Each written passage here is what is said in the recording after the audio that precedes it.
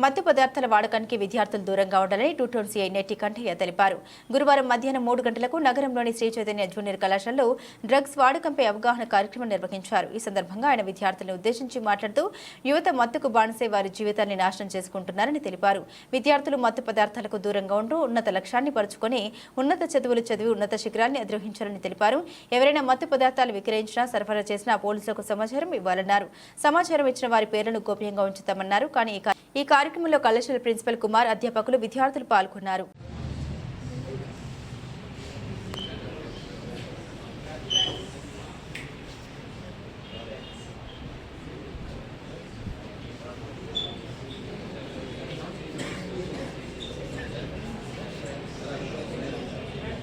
ఏం చేయాలా?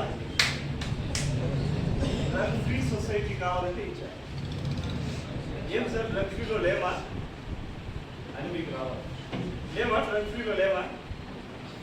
డ్రగ్ ఫ్రీగానే ఉండవా? ఉన్నావా? మందు అంటే మందు అంటే సిరప్ కూడా మందే, టాబ్లెట్ కూడా మందే. కానీ అవి మన శరీరానికి ఏదైనా రుణాత్మక డిసీజెస్ ఉంటే బాగుపడడానికి వేసుకుంటాం, అంతేనా? కానీ అదే మందు ఎక్కడి నుంచి కాలేదు తెలుసా? మెడిసిన్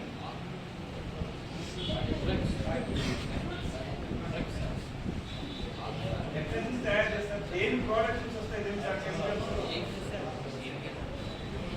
నువ్వు వేసుకునే దగ్గు సిరప్ ఉంది కదా, ఒక బాటిల్ తాగే ఫుల్గా, ఒక బాటిల్ తాగినంత మొత్తం ఇవ్వదా? ఇస్తుంది.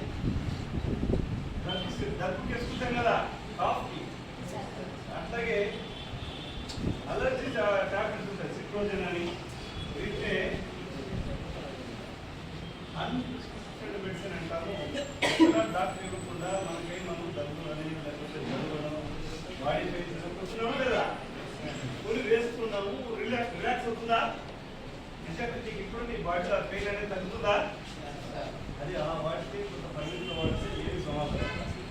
బట్ ఏదైతే ఇప్పుడు నాణ్య అన్ని ప్రోడక్ట్స్, ఏది బ్రౌన్ షుగర్, ఇంకా ఓపియము, ఇంకా కాఫీ సిరప్, ఇంకా ఇంకేం దొరుకుతాయి? నాటు సారా, జనరల్గా దొరికే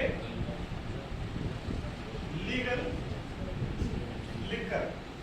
లీగల్ దొరికేది షాప్ స్టాప్ కాదు. దానికి ఒక బ్రాండ్. ఏ బ్రాండ్ ఏదో నాకు తెలియదు. ఇవన్నీ అదే ఐటమ్ తీసుకోవాలి. 4 మంది కన్నా 2 మంది బిస్కెట్ బ్రాండ్ రకరకాల డిఫరెంట్ ఐటమ్ నేమ్స్ ఉంటాయి. అయితే ఎప్పుడైనా తగు మోతాదులు తీసుకుంటే ఏదైనా కూడా బాడీకి మంచిదే. ఏ వయసులో వాళ్ళు తీసుకోవాలి, ఆ వయసులో తీసుకోవాలి. బాగుంది సార్ పది చెప్పాడు సార్ మోతాదులు అని ఇంటర్మీడియట్ చదివి మిగుదాగానంటే నెక్స్ట్ వచ్చేదానికి అది అదేమంటారు క్రమశీలపాత సిద్ధాంతం ఉంది కదా. తాగే కొద్దీ ఎక్కువ ఉంటుంది, తాగుబోతుకి మాత్రం ఆ సిద్ధాంతము ఎకనామికల్ స్టూడెంట్స్ ఎవరైనా అర్థమవుతారు. క్రమశీలపాత సిద్ధాంతం అనేది ఏదైనా తిరుగుతుంది లాస్ట్లో 0 అవుతుంది, దాని మీద కోరిక. కానీ మందు తాగేవాడికి 0 కాదు, వాడు 0 అయ్యేదా. వాడు 0 అంటే అర్థమైంది చచ్చేదానికి తాగు. వాడికి తాకపోతే ఇట్లా అయిపోతాడు, శరీరంలో వచ్చేస్తాడు. అది పడితే తప్ప స్టెబుల్ కావడం. అంటే వాడిలో ఆర్గాన్స్ అన్ని ఎందుకు అలా అవుతుందంటే అసలు మత్తు వల్ల ఏంద్రా, ఎందుకు మనిషి అలా బాధిపోతాడంటే అసలు ఏది బాడీలో ఒక ఆర్గాన్ని జనరల్గా ఒక 100 రూపీస్ పరిగే కెపాసిటీ ఉంటుంది. వాళ్ళని 200 రూపీస్ పరిగెత్తి ఎలా తయారు చేయడం? అది 300, 400. 16 సంవత్సరాల అమ్మాయి గాంజా తీసుకొని, మీకు తెలిసి తెలియదు, చాలా చూశాను. చిన్నపిల్లలు ఇంటర్మీడియట్ అమ్మాయిలు మత్తు తీసుకుంటే అసలు గాంజా తాగితే మీకు ఒక 4 days అయినా ఫుడ్ నీళ్ళతో అవసరం లేదు, అలా పడిపోతుంది ఈ బ్రెయిన్. అలాంటి ఏముంటుందని మత్తులకి టీనేజ్ ఇప్పుడు ఏదైనా లైఫ్లో బాగుపడాలంటే ఈ ఏజ్లోనే, చెడిపోవాలన్నా కూడా ఇదే ఏజ్. మీకు తెలియకుండా ఎవరైనా సిగరెట్లు ఇచ్చినా, ట్యాబ్లెట్స్ రూపంలో ఇచ్చినా, ఇంకేదైనా చాక్లెట్ రూపంలో ఇచ్చినా లేదు.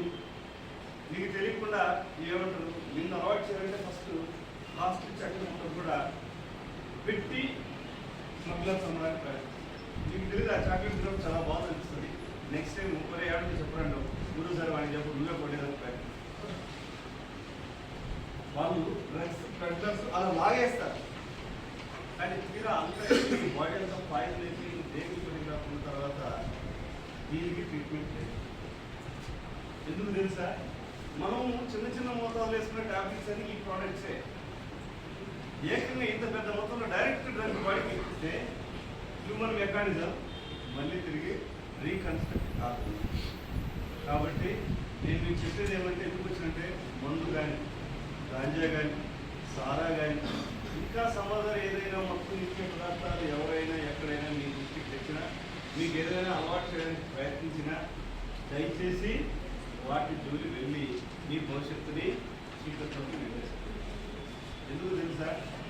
వీటికి మందు లేదు, ఓన్లీ రిహాబిలిటేషన్ మాత్రమే. పునరావాస కేంద్రాల్లో మిమ్మల్ని తీసుకెళ్ళి వదిలేస్తారు. మీరు జనరల్గా బెంగళూరు లేదా చెన్నై విఐపి కాదా ఏదో అంటారు, విట్టు లేదా హైదరాబాద్ సిటీ, అంత దూరం ఎప్పుడో మనం చదువుకున్నాము. ఈరోజు చిత్తూరులోని కాలేజీలకి, స్కూళ్ళలోకి, హోటళ్ళలోకి, ఇళ్లలోకి, ఇంకా దౌర్భాగ్యం ఏమంటే పల్లెటూరులో కూడా కొంతమందికి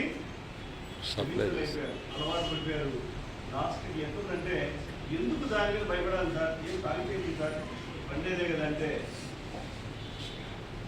గోడ పగిలిపోతే పడిపోయినా లేదా పోయినా కొత్త జరుగుతుంది. మనుషులు అయితే మనం మనుషులు కాదు, మన జన్మ అయితే హ్యూమన్ రిసోర్సెస్, మనం అందరం కూడా మానవ వనరులు. ఏంటి ఈ దేశానికి, ఈ సొసైటీకి ఒక మంచి మేధావిని